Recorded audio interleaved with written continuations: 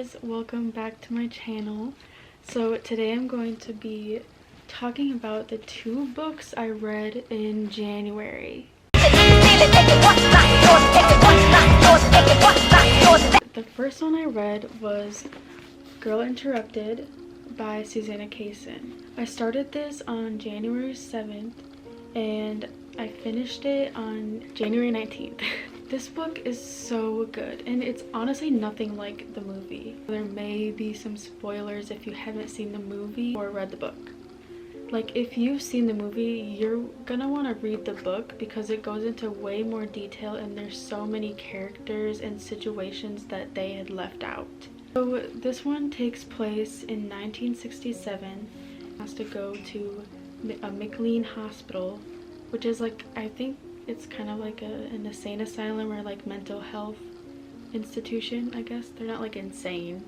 She is taken there when she is 18 and has to check herself in.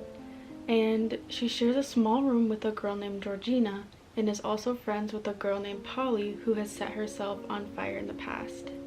Then we are also introduced to Lisa and Daisy. There are more girls that come up as well, but when you compare the book to the movie, those girls don't exist on screen. Some triggers: there's death, abuse, sex, drugs, mental health. Overall, it's beautifully written and it's very descriptive. She writes everything down, like you can paint the image in your head perfectly. It makes you kind of have an emotional attachment or feel sympathy for the characters, and you just want them to be happy. And I rate this a 5 stars because from the beginning I just really connected with Susanna, and I understand why she does the things she does. Like, we both feel so deeply intense feelings, and there's so many different ways that she copes with them in the book that I like totally would do. Like, it's actually kind of scary. I just understand her thoughts and her thoughts of death and just anger and frustration. Here are some of my favorite quotes from Girl Interrupted. And then I think we all realized what fools we'd been. We might get out sometime, but she was locked up forever in that body. My hunger, my thirst, my loneliness and boredom and fear were all weapons aimed at my enemy, the world. If you lived here, you'd be home now. An observer can't tell if a person is silent and still because inner life has stalled, or because inner life is transfixently busy. That was because those things knocked the heart out of us. The world didn't stop because we weren't in it anymore. Far from it. Though we were cut off from the world, and all the trouble we enjoyed stirring up out there, we were also cut off from the demands and expectations that had driven us crazy. What could be expected of us now that we were stowed away in the loony bin? In a strange way, we were free. My voice was far away from me, and I hadn't said what I meant. What I meant was, I was safe. Now I was really crazy, and nobody could take me out of there. Then I started crying. I didn't want to, but I couldn't help it. The honey just tasted like honey, something I couldn't remember tasting for the first time.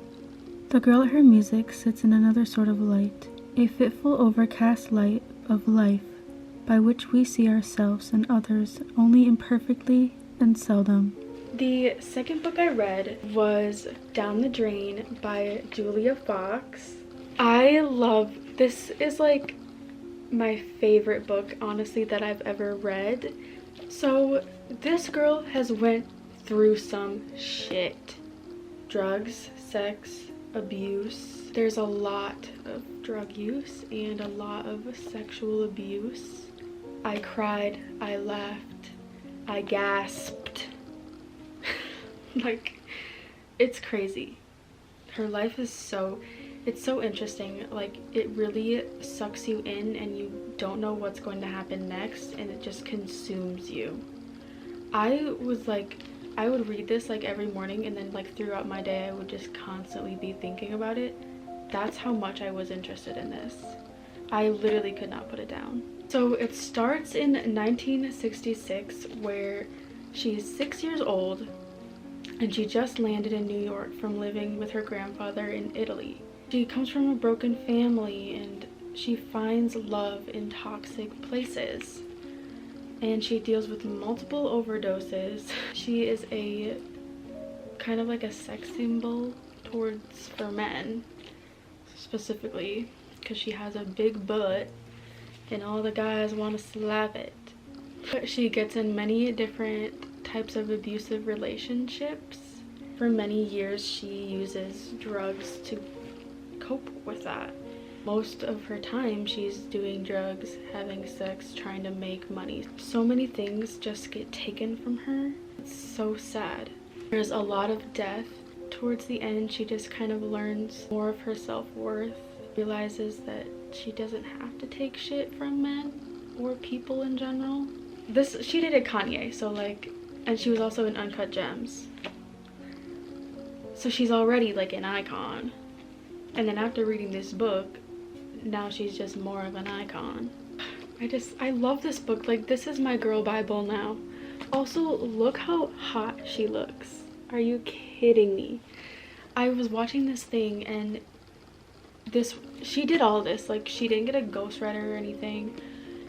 And she curated the photography and everything. Like, the book, the writing, she did it all. And this, like, her posing and stuff is based off of female bodybuilders because they are the only girls, not like the only girls, but like they don't change their body for men. Like, they literally do it for themselves, which is beautiful. I also need to talk about how amazingly written it is. It's a masterpiece. And I'm not just like saying that. I don't know, like, I don't even have the words. Like, my vocabulary is so minimal, and then I read this and I'm just like, holy fuck. Like, I'm mind blown by this book. So I rate this like a 10 stars. Compared to this, it's insane.